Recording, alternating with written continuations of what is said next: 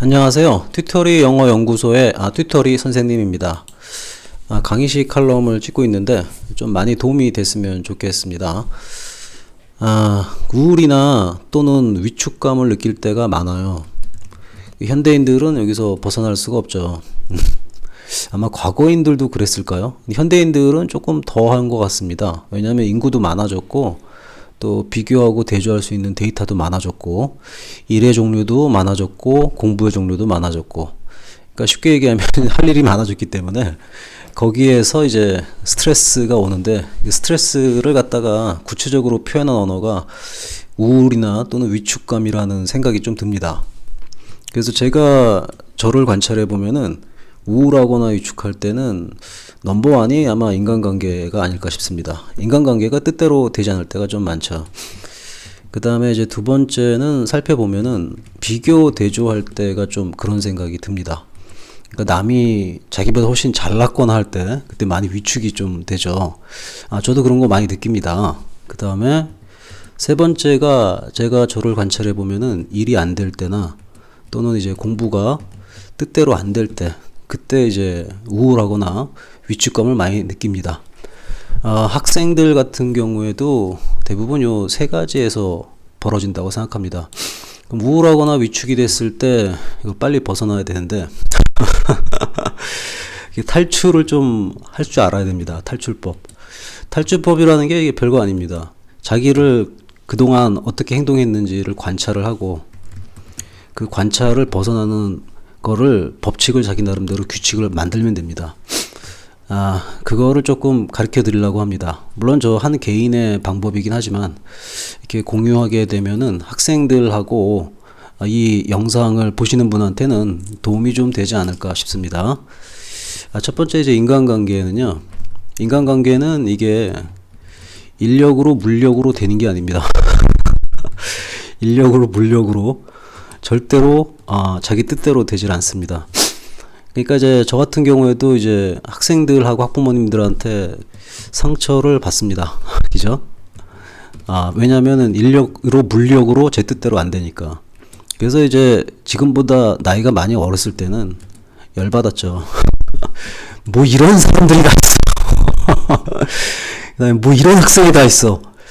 진짜 열받아 했습니다.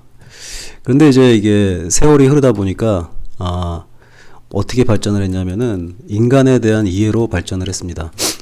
그리고 나서 그 인간에 대한 이해에서 포함됐던 거는 저 자신에 대한 이해가 포함되다 보니까 결국 문제가 저였습니다. 뭐였냐면 제가 욕심을 가졌던 게 이제 잘못이었던 거죠. 그래서 이 욕심을 갖다가 버리면 됩니다. 특정 사람에 대해서 이 사람이 이렇게 해주겠지, 아니면 이 사람이 저렇게 해주겠지. 근데 이렇게 해주겠지 저렇게 해주겠지 하는 것의 중심에는 자신의 기준이 있습니다. 그 기준을 갖다가 조금 버리게 되면은 그 상대편을 대할 때 좀 편안한 마음을 갖게 됩니다. 그래서 욕심을 버리시는 게 저는 제일 중요하다고 생각합니다. 그리고 이제 학생들이 가장 많이 우려하는 게 바로 이 비교대조 관계입니다. 비교대조는 원래 띄어쓰기 되는데 제가 운율을 맞추는 걸 좀 좋아하다 보니까 미끄라고 좀 운율을 좀 맞췄죠. 이렇게 비교대조를 하게 되면은 위축되는 건 당연합니다. 위축되는 이유를 살펴보면은 자신에게 없는 것을 봤기 때문에 그렇습니다. 이때 이제 가장 빨리 벗어나는 거는 없는 것에 대해서는 이런 생각을 하세요. 나한테 필요 없는 것이다. 가장 빠른 길입니다. 나한테 필요 없는 것이고, 그 다음에 해야 될 일이 그 본인에게 있는 것에 집중을 하면 됩니다. 내가 지금 갖고 있는 것. 영어 성적이 만약에 친구가 90인데 자기가 50이다. 그 90점을 부러워하지 마세요. 자기한테 있는 50점을 소중하게 생각하면 됩니다. 그러니까 자신한테 있는 것이 뭐한 것이다? 그렇죠. 이게 필요한 것이다 라고 마음속 깊이 생각을 하시면 됩니다. 그리고 나서도 이렇게 생각이 안 된다면은 지금부터 1년 뒤에 나의 실력이 어떻게 될 것인가? 1년 뒤에 나의 실력이 어떻게 될 것인가? 그죠? 또는 10년 뒤에 나의 실력이 어떻게 될 것인가? 그 부분을 마음속으로 그려보시면 되겠습니다. 결국은 여기도 키워드가 한마디로 얘기하면은 욕심입니다. 욕심을 타이핑 치면서 칸이 좀 잘렸네요. 이런 거를 제가 좀 싫어합니다. 그래서 붙여쓰기 하면서 한 줄로 바꾸겠습니다. 욕심. 결국에는 이제 욕심을 갖다가 버리면 된다는 거죠. 그 다음에 이제 세 번째인데요. 세 번째가 이제 일이나 공부가 안 됐을 때입니다. 이게 이제 저 같은 경우에도 굉장히 좀 뜻대로 안 되는 경우를 많이 경험합니다. 이게 또 사람이 걸려 있는 것이 모든 일이기 때문에 사람은 진짜 말 그대로 알 수가 없습니다. 어떻게 반응할지 짐작이 안 됩니다. 또한 공부도 자기 뜻대로 안 되는 경우가 많죠. 그죠? 근데 그때 이런 생각을 하세요. 계단을 오르고 있다. 저는 계단을 오르고 있다라는 생각을 늘 하기 때문에 어떤 짓을 하냐면은 일이나 공부가 안 돼서 스트레스가 팍 와요. 그러면은 제가 쓰는 방법은 너무 간단합니다. 그대로 해보세요. 도움 많이 될 겁니다. 일단 1층까지 내려갑니다. 그 다음에 거기서부터 걸어가지고 제가 있는 꼭대기층 옥상까지 걸어갑니다.